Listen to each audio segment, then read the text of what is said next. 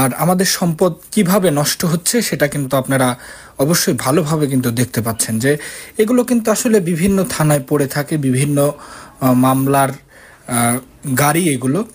আর এই গাড়িগুলো কিন্তু আমাদের যেই দৈনন্দিন যেই ইনকাম, সেই ইনকাম থেকেই কিন্তু আমাদের শখ পূরণ করার জন্য কিন্তু আমরা একটি বাইক কিনি। যারা বাইক লাভার আছেন তারাও কিন্তু সকলেই অনেক কষ্ট করে কিন্তু একটা বাইক কিনতে হয়।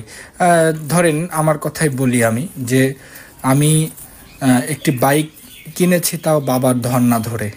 অনেকবার কিন্তু আমরা বাড়িতে কান্নাকাটি করেছি বাইকের জন্য, কিন্তু এখন যা দেখতে পাচ্ছি যে এটি মোটরসাইকেলের একটি কবরস্থান। আসলে দেশের আমরা শুনেছি যে বিদেশে গাড়ির কবরস্থান রয়েছে, কিন্তু এইবারে কিন্তু আমরা পেলাম যে মোটর সাইকেলের কবরস্থান। আমরা কিন্তু সেটি কিন্তু আমরা ভিডিওর মাধ্যমে আপনাদেরকে কিন্তু দেখাচ্ছি। তো সকলে দেখছেন যে বাংলাদেশের কিন্তু আসলে বিভিন্ন থানায় কিন্তু এই ধরনের বাইক কিন্তু পড়ে থাকে।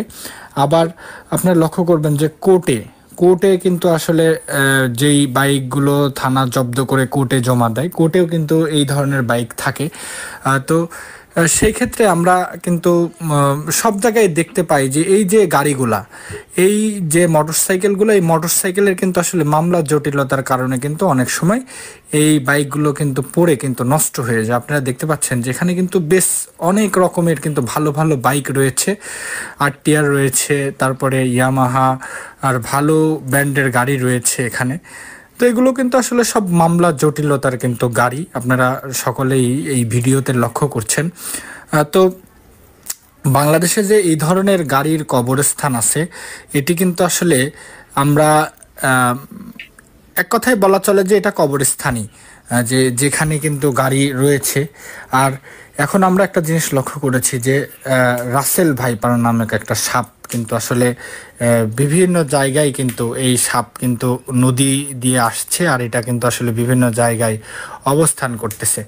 তো এই সাপ যে অবস্থান করতেছে, এই অবস্থানে কিন্তু আসলে আমাদের আশেপাশে, বাড়ির আশেপাশে সব জায়গায় কিন্তু আসলে পরিষ্কার রাখা উচিত বলে আমরা মনে করি।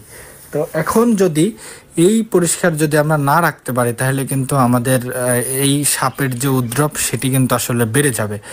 আর আরেকটি বিষয় আমরা বাংলাদেশ সরকারের কাছে আমরা অনুরোধ জানাই যে এই ধরনের যেই গাড়ির যেই সমস্যাগুলো রয়েছে সেগুলো কিন্তু আসলে একটু ভালোভাবে দেখা দরকার। আমরা বেসিক্যালি সবসময় লক্ষ্য করি যে বিশেষ করে মামলা জটিলতার কারণে কিন্তু আসলে এই সমস্যাগুলো কিন্তু বৃদ্ধি পাচ্ছে। মামলা থেকে কিন্তু আসলে সঠিকভাবে যার মালিকের যার গাড়ি, সে কিন্তু সেই গাড়িটি কিন্তু আসলে বুঝে পাচ্ছে না। তো আমরা সরকারের কাছে অবশ্যই আবেদন জানাই যে এই